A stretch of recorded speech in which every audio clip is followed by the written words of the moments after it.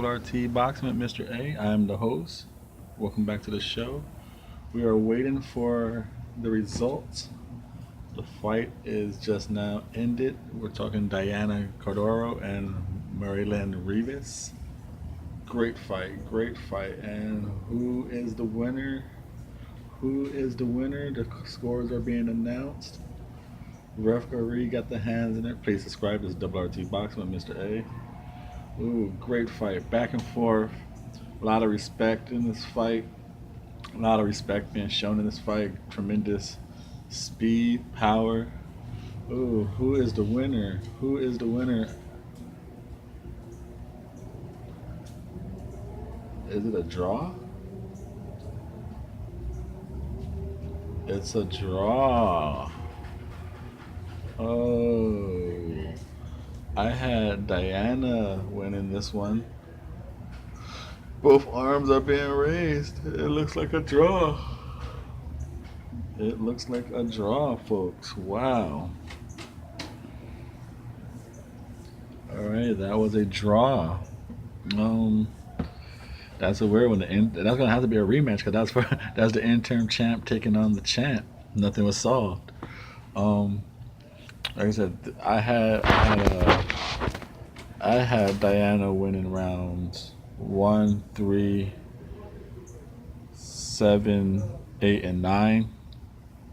Uh, Competitive fight. Um, Rivas came out throwing harder than I've ever seen her throw before. She wasn't doing no peppery jab. She was out there throwing with intentions.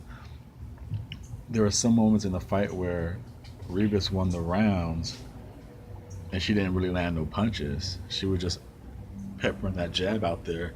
Because every time she peppered the jab just to keep the jab, Diana was frozen. She was handcuffed like, oh, because she couldn't get past the height and the jab just coming at her. So it just froze her. Like I said, nothing landed, but just to just putting it out there. One of the round, no punch. Like I said, round round one, I give it to Diana. She landed a couple body jabs here and there. Rivas was just kind of peppering that jab out there. Round two, Rivas came with some crazy movement, man. Crazy movement. Just really start throwing punches and jabs at her. And so it was nothing landed but a stiff right before the bell. But I said all the movement and jabbing just kept Diana frozen. She couldn't do nothing. So the rounds went to Rivas.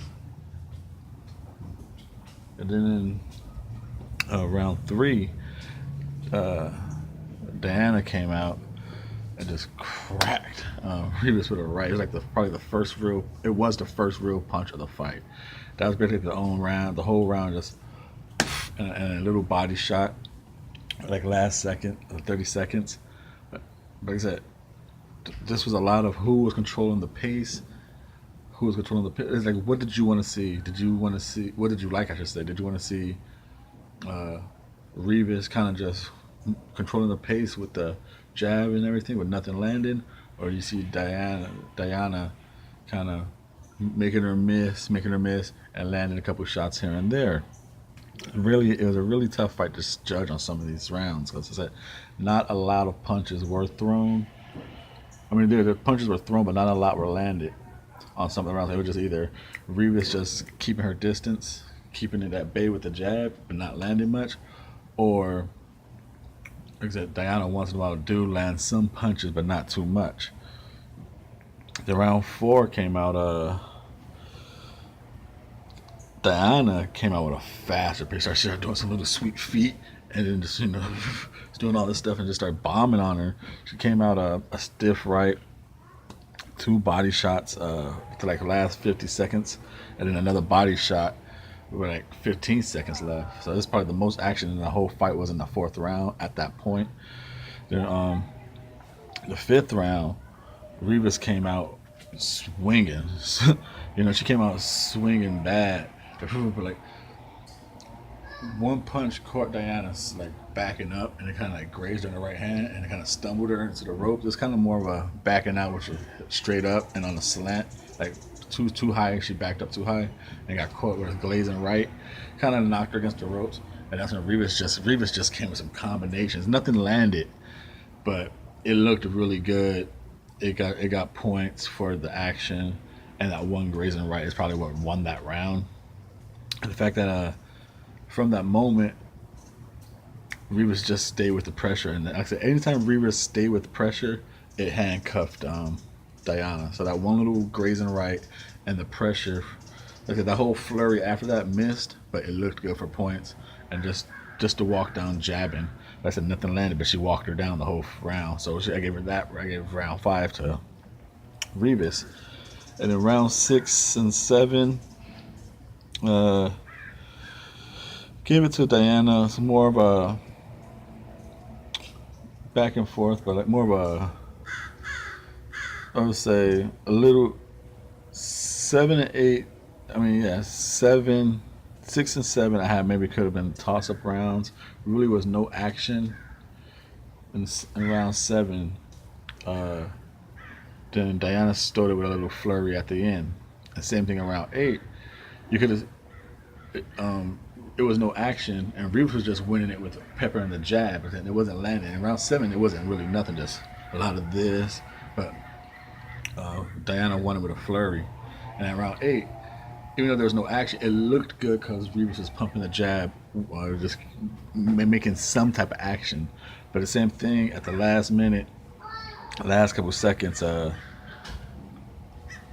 6 and 7, just toss it around. Round 7, Rivas just walked on into like an uppercut.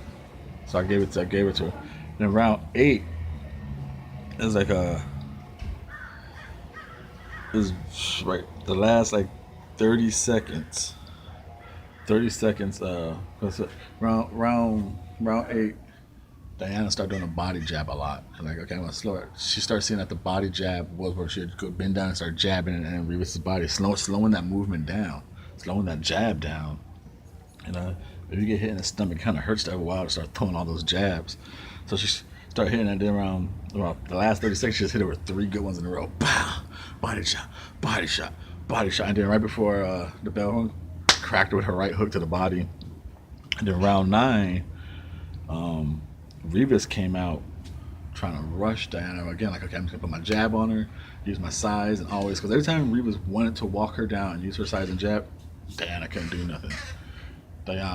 So this time, Rivas tried it again in round 9, tried to walk her down, pumping that jab. For the first time, Diana just like threw, like, nah, you ain't gonna walk me down, just bow, cracked her, and then and just fought herself off the ropes. And it was like the most.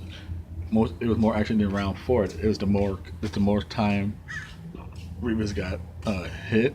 It was the most cleanest shots Diana landed on Rivas. It was like a good 8-second flurry just off the ropes, And then round 10 was kind of, Rivas fought like she needed that round, and she did. I think round 10 is probably what won her the fight, because I gave round 10 to Rivas, and Diana kind of just looked like she thought she had enough rounds in the bag, and kind of played it safe on defense, skating, kind of moved around, and Rivas pressed the action. Didn't really land much, but like she landed one uppercut like in a 1 minute mark, and I think that uppercut probably made the fight a draw. Like I said, Diana played that round safe, did a lot of skating around, moving.